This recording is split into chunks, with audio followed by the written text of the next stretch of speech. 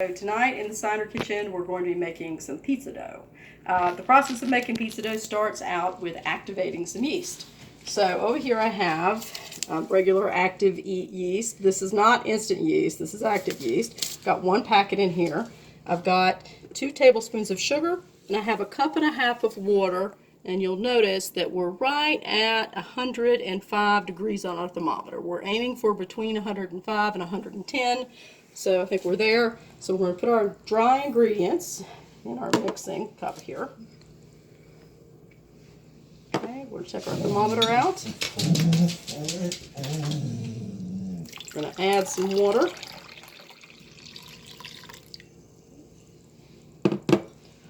We're going to mix our ingredients up. And this, what we're looking for is for the yeast to activate or bloom. It will start to create little bubbles and then sort of foam at the top. And this process can take up to 5 minutes, but hopefully it won't take that long.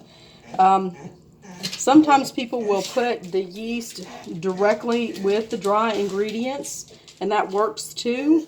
But I like to do it this way to make sure that the yeast is actually active, and we haven't inadvertently purchased some older yeast that is no longer going to work. So you can see it's starting to form small bubbles at the top. You can see a few right here. We're going to wait just a few more minutes to make sure we're good. And then we'll move over to our next station where we'll be mixing in the dry ingredients. All right, so I think the key is to make sure that you've got the water at the right temperature. If it's too warm, it will effectively kill the yeast. If it's not warm enough, then it will not activate the yeast. All right, we did get some bubbling. Just gonna make sure that mix it up just a little bit.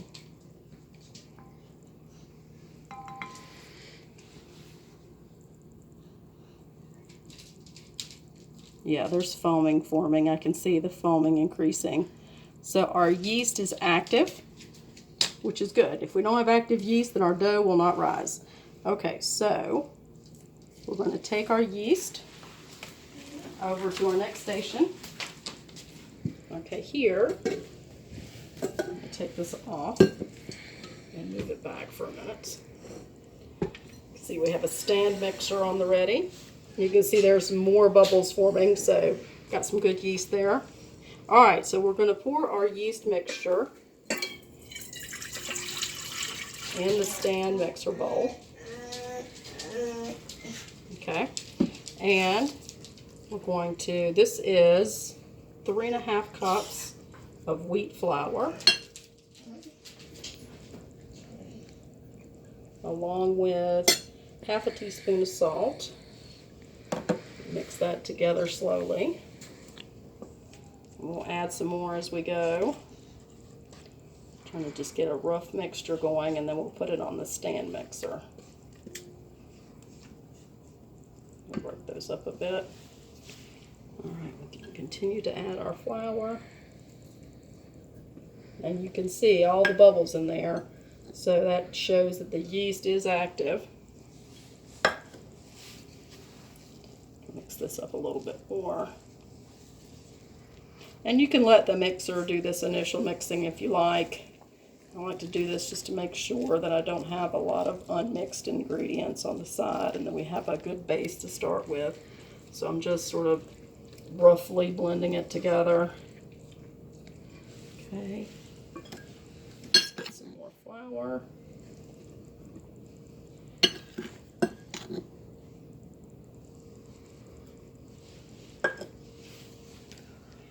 Now we're making a whole wheat pizza dough. You can make it with other types of flour, but you may need to adjust the amount of water depending upon the type of flour that you're using. And off to the side here, you'll see that I have a little bag of flour and some water in a dish. And the reason for that is that once the mixer, we get started here with the dough hook on the stand mixer, if the dough looks like it's a little too wet to form a ball, then you need to add a little bit more flour, so you have that on the ready. If the dough is hard and too dry to form a ball, then you may need to add a little bit more water. So again, we have that on the ready just in case. All right, we're almost done with our initial mixing here.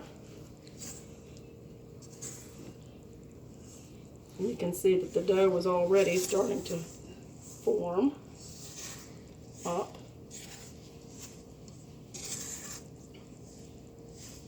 It looks a little dry. We may have to add some more water. We'll see how that goes.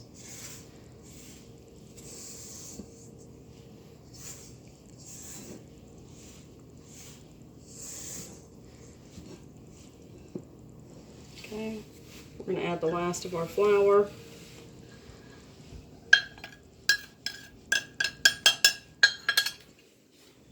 And just looking at it, I do think it needs a little more water, so I'm going to add a little more water. Alright, and that was just maybe a couple of tablespoons of water. May need to add just a little bit more.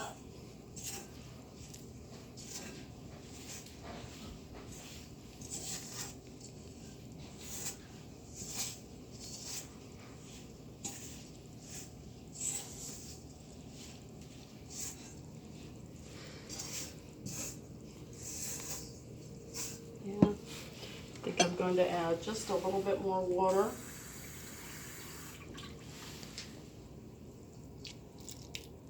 To the mixture. Make sure that all of those dry ingredients down at the bottom get fully incorporated.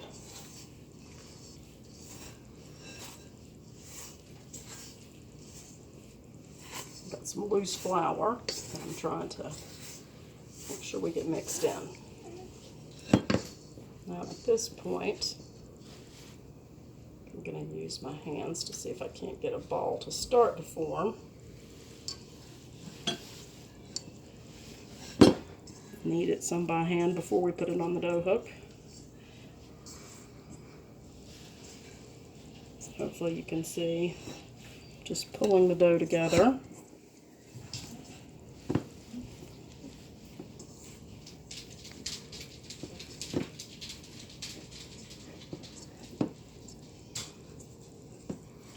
Now, if you don't have a stand mixer, you can do all of this kneading by hand. You can just put it on a floured surface and knead your dough by hand for, let's say, around 8 to 10 minutes. All right, get a little bit of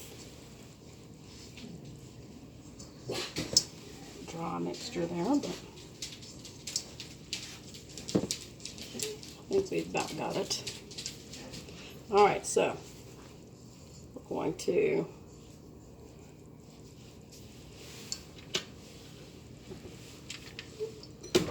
pull our stand mixer out, and you'll notice it's got a dough hook on it. Stand mixers comes with different attachments, and for this application you really want to use a dough hook. I'm going to start on a low setting. You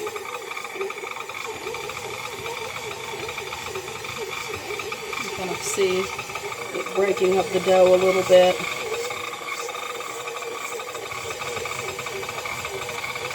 I still think it's a tad bit dry. Add a couple tablespoons more of water. See if that doesn't help it start to come together. Wow, there we go.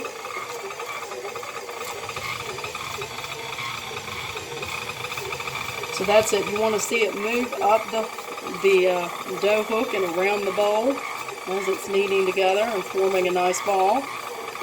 Alright, so we are going to let the stand mixer do its work for approximately 8 minutes. So let's see what time it is, and then we'll pause the video. Alright, so it's 6:27, which means that we'll be back around 6:35. Thank you. Okay, so it is 6:35. Our dough has been kneading for 8 minutes, so we're going to check on it. Okay, so when you look at the mixer, you just turn it down. You see how it's moved up the dough hook. It's a very nice looking dough. So it is got a nice sheen to it and a nice stretch. I'm just going to take it off the dough hook here. All right, here we go. Good job. Came off pretty easily.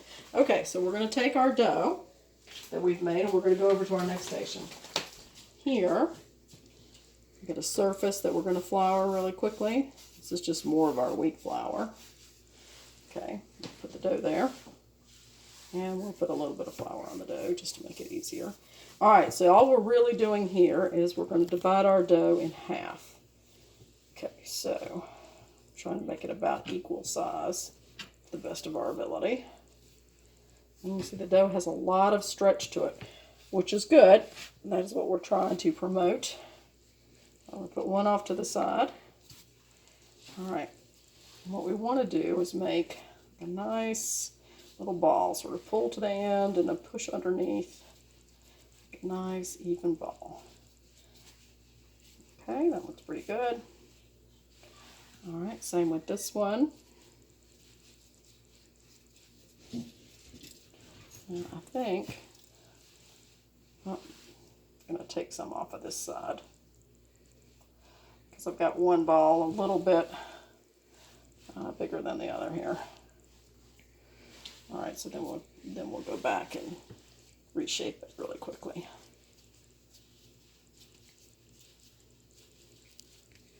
Okay, pull underneath. All right, that looks nice. And same with this one. Sort of push underneath. Get it about the right size there. All right, so now we've divided it into two. Over here we have two bowls ready for, this is where we're going to put the dough while it rises. So you see in the bottom of each one of these bowls, we have about, I don't know, a quarter cup of oil. I'm going to roll that around the sides to make sure that it's covering the bowl. Okay. And you can also use a little brush to do this. And then I'm going to take our dough and we'll flip it over once in there just to make sure it's kind of covered in the oil. All right. And cover that one up.